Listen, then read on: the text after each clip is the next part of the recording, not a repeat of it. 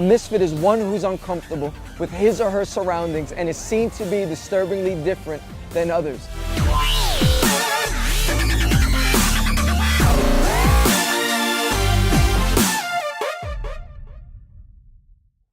Just think about it, like what happens in this world that you see, whether it's on social media or Facebook or in your schools, which how many of y'all are glad you're not seeing that anymore right now? Let's just be honest. Who in here's got summer school? Oh, we got a bunch of smart people. I like that. I did summer school, so.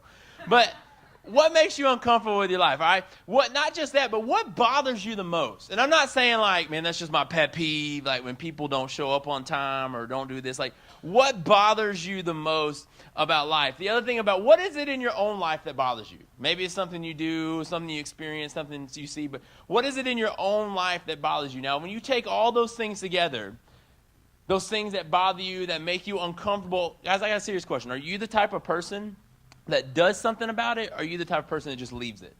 Like if you see something, you're like, I'm going to leave it, I'm not going to handle it. Are you the person that's going to jump in and handle this? This happened to me like 2 or 3 summers ago. It was one of my first summers at Greystone.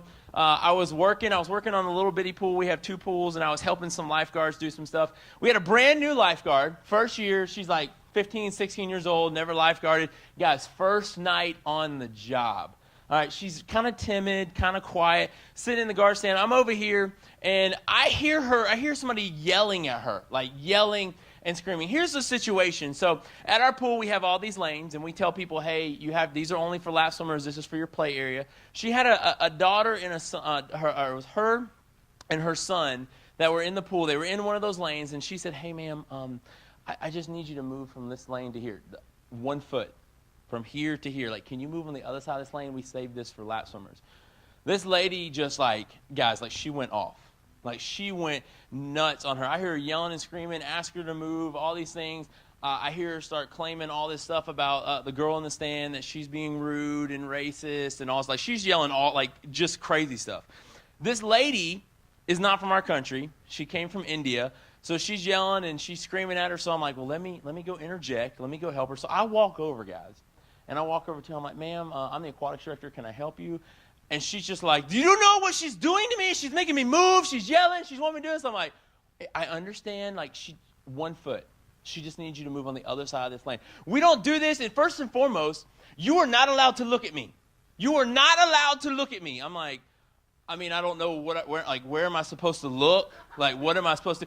No man that is not my husband can talk to me. And I'm like, I'm really sorry. Like, I don't know how to fix this. Like, you cannot, I'm in a bathing suit. You cannot look at me right now. You cannot look at me. And I'm like, ma'am, you were literally on a pool deck with at least 10 or 15 other people that are males hanging out. Like, I don't know what, I didn't know, guys, I had no idea how to handle the situation. Like, she started yelling, she's like, in my country, you would lose your hand. And I'm thinking like, okay. And she said, here's the other thing. For talking to me, you lose your hand, and you would have your eyes ripped out for looking at me when you're not my husband.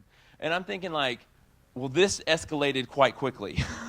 We went from, ma'am, can you move 1 foot to, I'm losing limbs, guys. Like, I'm having my hands cut off. Like, she's serious. Like, I'm not, like, you think I'm kidding you? I promise you, she is serious. Like, you are going to lose your hand for talking. When I get a hold of my husband, you're losing your hand. And I was like, I really need it, and so I'm going to go ahead and say no to that. And she's like, guys, this went on for 5 or 10 minutes. Like, she's yelling, screaming, this is going to happen. Eventually, I'm like, all right, I'm just going to have to call the police, which made it even worse. So the situation had escalated again. 1 foot, guys. Like, I'm being serious. Like, 1 foot from one to the other. But you have to think, like, this lady, like, she was not happy with me. Like, the whole situation got resolved. She left, and it was all gone. I kept my limbs, obviously. My eyes are still here. But I kept everything. But she viewed me as a misfit. Like, she viewed me that, and I'll be honest with you, I kind of viewed her in the same way. Like, we both looked at each other as a misfit. Here's what it is. I want you guys to write this down. This is what the whole series is based on. This is what the definition of a misfit is. A misfit is a person who is not comfortable with their surroundings. A person whose behavior and attitude sets them apart from others. I'll say it to you one more time. A misfit, a person who is not comfortable with their surroundings, a person whose behavior and attitude sets them apart from others. So if you think about that, like, obviously she's not from She's not from our country. So to her, this is a very awkward situation. This man that is not my husband is talking to me, so I'm going to threaten that you lose your limbs and your eyes. I, on the other hand, felt extremely uncomfortable because I'm thinking, is her husband going to track me down and cause me to lose my hands and my eyes? Like, am I in some deep trouble here? So in this situation, we're both in this uncomfortable world. But here's the crazy thing, guys. Like, we should be uncomfortable with this world, right? Like, we should be uncomfortable with the state of this world. And what's even crazier is that, guys, Jesus himself was a misfit. Like, Jesus was a misfit himself. Jesus was uncomfortable with the state of his world. Why do we say that? Why do we think he was? Guys, Jesus came down from the right hand of God, sitting at his side to this earth to wipe us of our sins, clean us of everything, to take care of this world because it was an uncomfortable situation. He didn't like the path we were going. And see, what's so cool about that, because that we're actually called to be the Messiah's misfits. And here's the thing, it's not just a trendy term I came up with. It's not something cool that you can hashtag that I'm like, oh, this will be awesome. Like, this is legitimately in the Bible. Like, we're called to be in, quote unquote, our own gang. We're the Messiah's misfits, right? Like, we need to get our own, like, leather patches and bags and wear those and hang out. Like, we need to be, there you go, we need to be the Messiah's misfits. Check this out. I want you guys, check this verse out. 1 Corinthians chapter 4, verse 10. Here's where it says it. We're something everyone stands around and stares at. Like an accident in the street, we're the Messiah's misfits. Like, the Bible's cool, right? Like, hey, like, do your gang signs. We're the Messiah's misfits. You know, something like that. I got a terrible gang sign. But we're the Messiah's misfits. Guys, we're made to be different. We're made to stand out. Guys, we are made to create chaos. All right? That's what happens, right? That's when you think of a misfit, somebody that's making chaos, making crazy. Like, we're made to do that. The difference is that it's our passion to make that chaos. We have a passion to be chaotic. It's our passion to be different. It's our passion to be uncomfortable with this world. And guys, God puts that passion in our hearts. God puts that passion in our hearts for a reason, because God calls us to be a misfit. God calls us to be part of the Messiah's misfits. Because here's the thing, is that God is calling you to make change. God is calling you to change this world. I know you may have seen it in our hashtags. We use it all the time, and you may say, I don't understand what that means. When we say hashtag change the mindset, that's because that's what you're called to do. God calls you to change the world. God calls you to change the mindset of society. Change the mindset of the kids in your school, or the people that you see every day. Change that mindset to make a difference in this world. So my question is for you tonight, as we dive into the Word, is will you step up and step out for those things? Are you going to step up and step out? Are you going to be part of the Messiah's misfits? Let's bow our heads real quick for a word of prayer. Dear God, I thank you for these students that are here with us tonight. And God, I just pray that you open their ears, open their minds, open their hearts to you just to take this in. And God, I pray that you'll have them just understand what it means and what it takes to be a part of the Messiah's misfits. What it takes to be somebody that's uncomfortable with this world, to show that we need to change it just like your son did as he came down from your right hand to change this world forever. God, I ask that you open their hearts and minds today as they get ready to go. I pray, thank you in your name. Amen. All right, so here we go. So here's the thing. If you're going to be a part of the Messiah's misfits, you got to be ready to battle the wild things. All right? You got to battle the wild things. So the first thing I have for you is you need to go where the wild things are. You got to go where the wild things are. Some of y'all are picking up, right? Like, you need to go where the wild things are. One of my favorite books as a kid was Where the Wild Things Are. How many of you have read that book before? Like, everybody in this room, like, their hands should be up. Like, Where the Wild Things Are is one of the greatest books ever written, right? So, Where the Wild Things Are. Okay? Look, if you haven't, go home. It's a great start for summer reading. You'll be done in like 5 minutes, okay? It's how you break it, like not even 5 minutes, okay? Great book, okay? So Where the Wild Things Are. If you haven't read it before, even if you're not, let me just kind of jog your memory. So in the book, there's a kid named Max, okay? So Max is a tyrant. Like, Max is crazy. Max is that kid that you don't know how to control. Like, he's running around, he's picking on the dogs, he's picking on the cats, like he's eating spaghetti off the table. Like, I mean, I don't even know. Like, his parents have no idea how to handle him. So Max is getting into all this trouble. So his mom and dad decide, you know what, just go to your room, all right? Now, how many of y'all in this room, like, if you get called to go to your room, you're like, all right, I'm cool, I got TV, I got Xbox, like, I'm good to go. Like, you're like, all right, sit in my room, I'm game. Well, here's the thing, like, Max's room is lame, guys. All right, Max's room, a table and a bed. All right, so obviously that's not the best place to go. So Max gets sent to his room. He's obviously a little bit upset about it. I mean, who wouldn't? It looks like a dungeon, okay? So he goes in there to his room. Well, Max, because he's a tyrant and he's crazy and, he can't be controlled, Max starts to just have this massive imagination, and he dreams and he dreams and he dreams of these things, a place to get away from his parents. Well, his room eventually changes. Like you see in the picture, it changes over, and what it does is it changes more and changes more and changes more until eventually his room's gone. Like there's no more. He's out in his own world.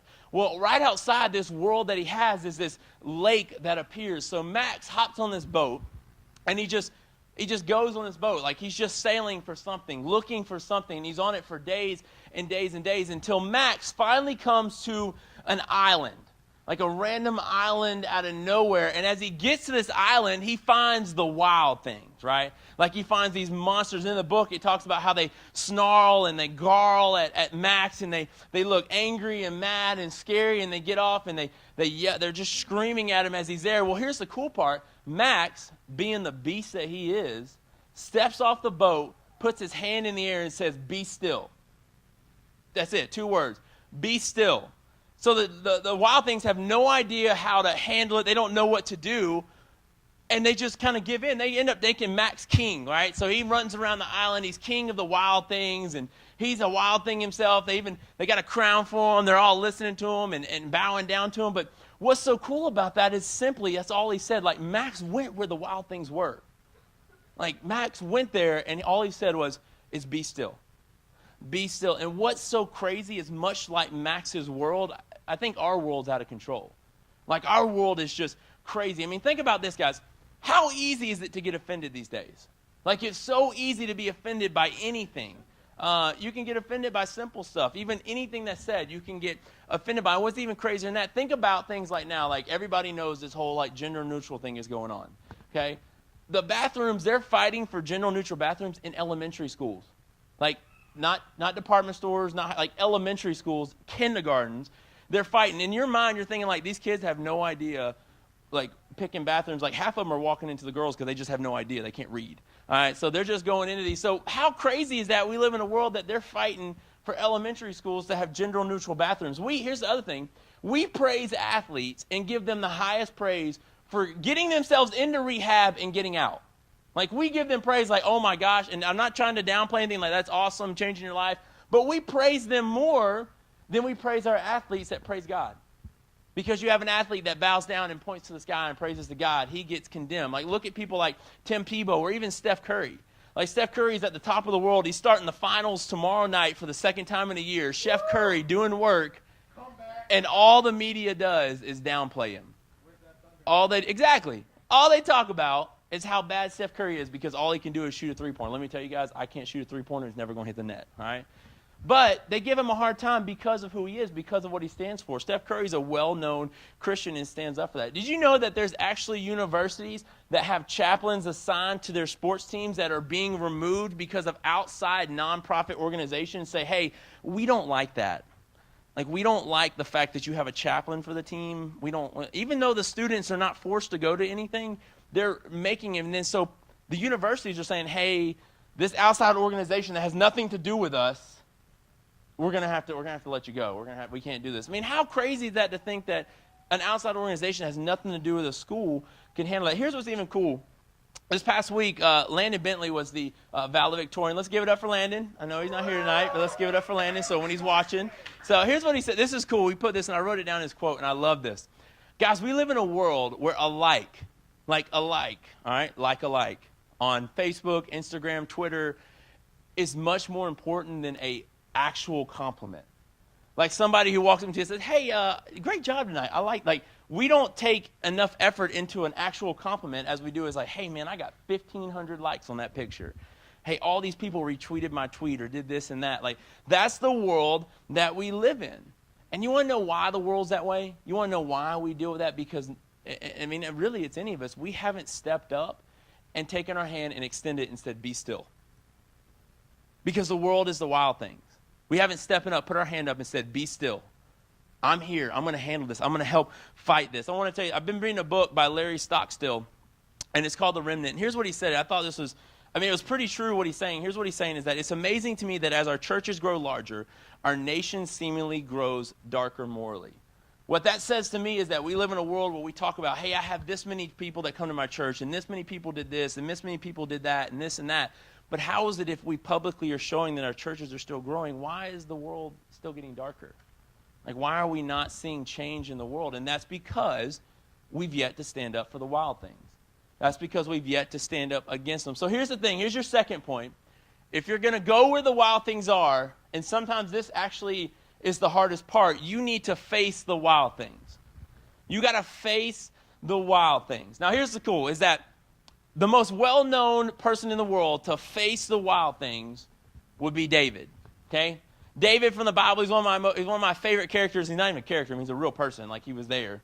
And David is this prolific king that came from nothing. You guys heard Travis talk about him real quickly last week. Like, David's the end-all, be-all. Like, he's exactly what we'd go for as somebody who's chasing after God and following in faith. And David's claim to fame, which made him who he is, obviously, is David and Goliath. And so today we're going to take that story and we're going to compare that to where the wild things are and see how in the world we face the wild things, even when we're faced against the biggest adversity there is. How do we face the wild things? Because, look, it's more than just a Bible story, because David embodied confidence.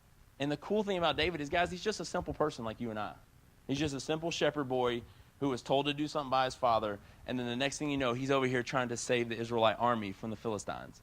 And so it's really neat. So here's how it goes. So Jesse is David's father, tells him, like, hey, look, your brothers are at war. I need you to go down there, and I need you just to check on them. So the Philistines and the Israelites are up against each other in war. Now, the Israelites are God's army, okay? That's what they're seen as. They're seen as God's army. And so the Philistines had this massive giant named Goliath. So Goliath, every single day, would walk out.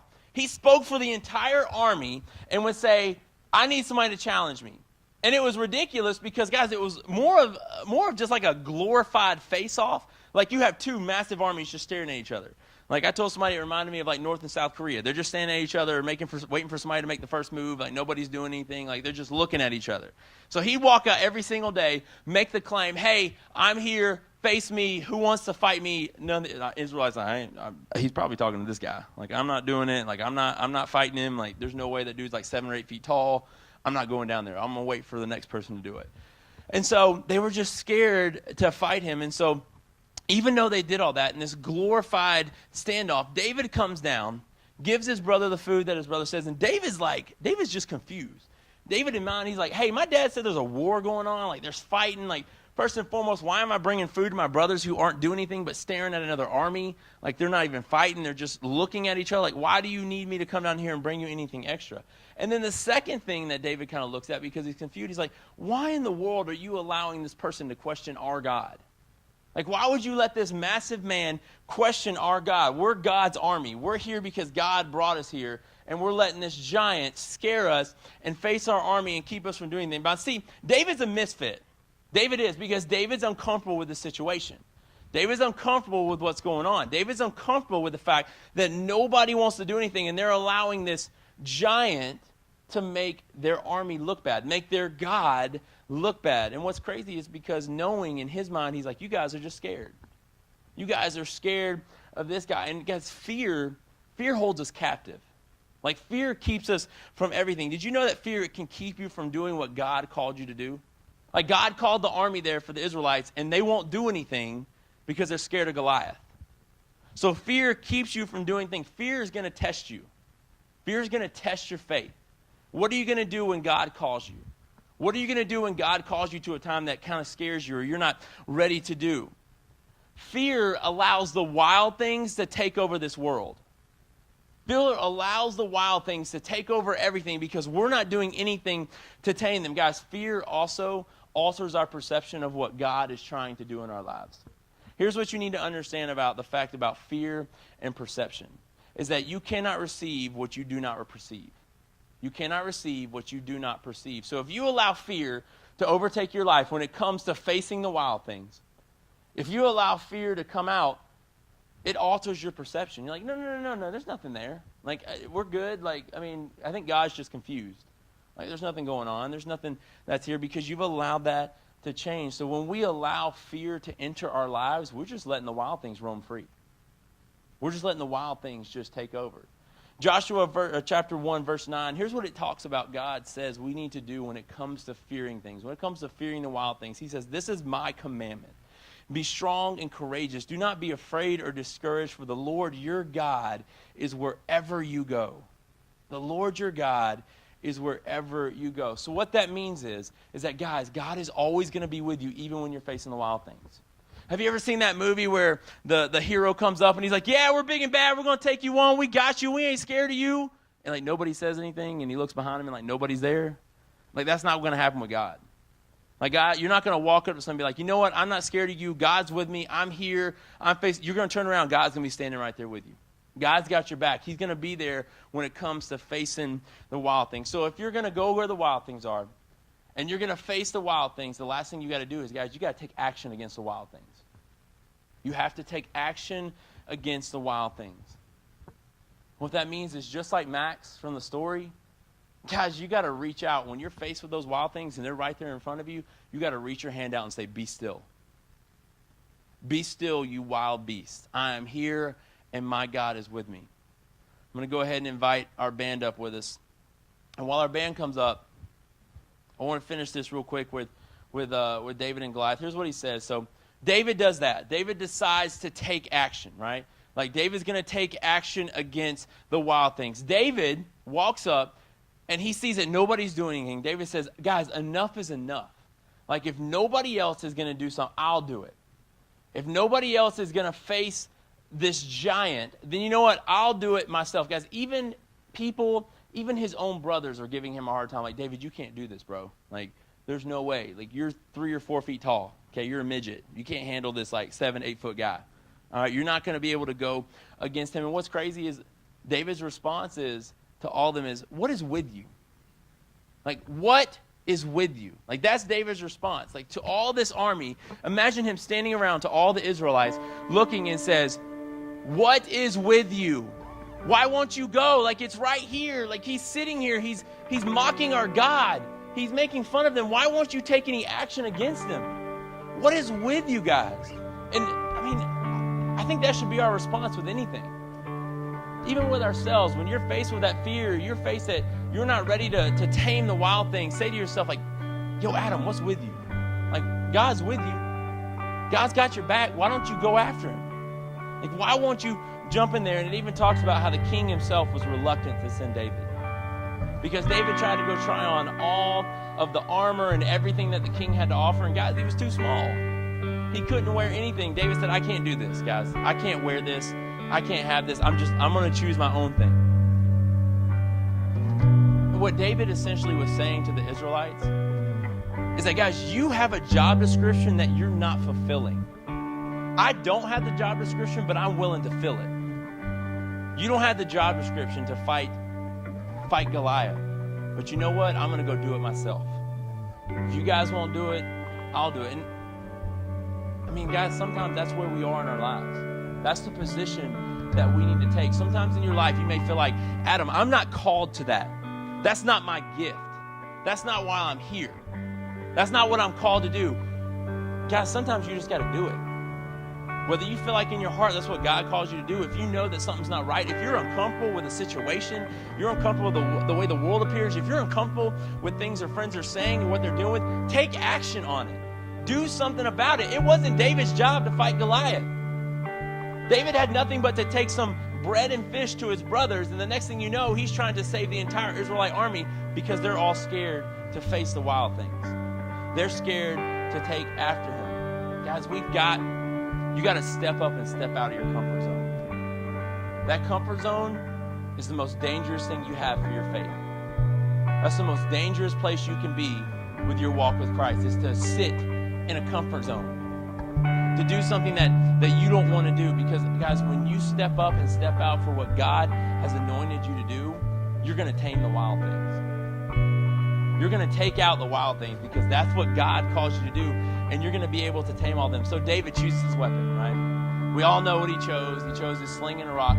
You know, he went to the bed and he chose 5 smooth rocks. I don't know why he chose 5, because he knew he'd only need 1. Like, I mean, in my mind, I'm like, David, if you want to be really dramatic, like walk to the river and pick up one rock. That's all I need. Like, I got this. I don't need a pocket full of rocks. But he picked up 5 of them. That's all he needed. Everybody mocked him for his weapon. They mocked him for his choice. What are you doing? That dude's sword is bigger than you are. You're going to go into battle with a rock and a sling. Guys, a sling was nothing but like a piece of leather. Just what you're really going to walk into. That's what you're going to go and fight against. Here's what's important about the process. That was David's process. See, guys, each and every one of you in this room is called to do a different thing. Each and every one of you are called to do something. You may be called to lead ministry one day. This may be you one day. You may be called to do what these guys are doing one day, to lead worship. You may be called to lead a church. You may be called to another country that you have no idea how to speak the language, and all you know is you have to eat bugs the entire time you're there. That's what you're called to do. That's where it is. But you know what? There may be people in this room that are called the same thing. There may be 2 or 3 people in this room that are called to be a student leader, student pastor, called to be a missionary, called to lead a small group. But you know what? Your process is different. How you get there is different. Everything that you do is different from everybody else's. Your approach will not be the same as others. So that's what's so important about David picking up the sling and the rock. Guys, this is how I get the job done. I know in your eyes you may be like, yo, David, that's not how you take out the king. That's not how you take out this Goliath. But David's like, this is the way that I'm going to do it, and I'm going to get to the same result. So you all may have this exact same end result, but you have different paths you take to it.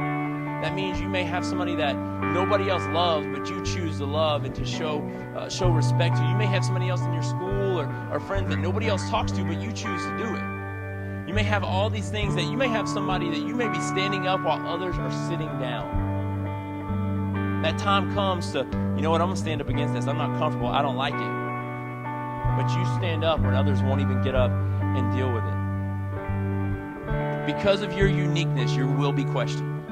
I'm just letting you know that. Because you're unique with your walk in Christ, you will be questioned, but you have to be confident with the tools that God gives you. God's given each of you a tool for a reason. You have to be confident in how you do it and how you use it. Unfortunately, using those tools, doing things that have never been done, like nobody has ever taken a giant out with a rock and a sling, sometimes doing the things that have never been done mean taking the steps that have never been taken. Walking the path that nobody else has walked. Because it's time for you to stand up and step out and make a difference to do those things. You know, we know of David because he chose to be faithful to God. Like, look what happened with David. We're known him as one of the most prolific kings in the Bible because he chose one thing, to take a rock and a sling and fight somebody that everybody else said that couldn't happen. Because, guys, it's one thing to just identify the wild things, but it's another thing to actually approach them and to face them. It takes a totally different person to take those things. So what is your approach with confidence? What are you going to do in your life to fight the wild things, the giants? I want you guys to take time this week and ask God that. Ask God what your gift is. What are you about? Ask God to reveal your greatness to you. And here's what's crazy is that, guys, we're not great. All right, I'm just being honest with you. I'm not great. Everybody to the back of the room's not great. Like, we're not great in here. You want to know why we're great? Because we serve a great God. That's why we're great. Because we have a God who empowers us that does that. Remember how great our God is. All these worship songs you hear about God and singing, like you never hear somebody go, our God is all right, our God is okay, he can do some things on Sundays. I mean, that would be the dumbest worship song ever. Like, you don't hear that. We talk about how great is our God, how awesome is our God. Our God can do all things if I put faith in him. Our God is amazing. So guys, we're all misfits. And I'm challenging you to be a misfit. The summer's the perfect time. You can hang out with friends and do things. You're going to be faced with choices. Some of you that are leaving for college, you're going to be faced with things that you've never faced before. What are you going to do? When you're faced with that wild thing, whether you're going back to high school next year or whether you're entering into college and you're faced with that time that you can do something that you know that your mom and dad aren't there looking over your shoulder, what are you going to do about it? Are you going to face it and deal with it and tame them? Or are you going to be the person that just sits down and lets it take them over? We need to go where the wild things are. I want to challenge you to face the wild things, and I want you to take action against the wild things of this world. want you guys to bow your heads with me. All heads bowed and all eyes closed. You know, I really wanted to kick off summer with something just to challenge you guys all summer long. What are you going to face them wild things at? What are you going to do about them wild things? I told you guys I was so pumped about tonight because think about it. You going to let these wild things tame you, or are you going to tame them? Right now, where you're sitting at, I want you to view your own life. Are you Max? Do you know right now that if you're faced with the wild things, your hand's out, you're like, I'm going to tame you. Be still. I'm going to take you out. Or do you guys know in your heart you're going to be the student that sits down and allows the wild things to take you over? It's guys, like I told you, we're not great. We're great because we serve a great God. I want to invite you guys to that. Invite you to that relationship with God. Chase after that God. Guys, all it takes is a relationship.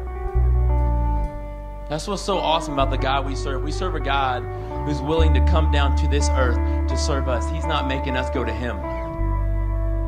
All it takes is a simple conversation with you. God, I'm here. I open my heart, I open my mind, I open my entire life to you. I want to challenge you tonight. If you're ready for that, it's not like a secret handshake. It's not any special words you got to say. It's simply saying, God, come into me. Change my life. Let the old self die and make me new. All eyes are closed. All heads are bowed.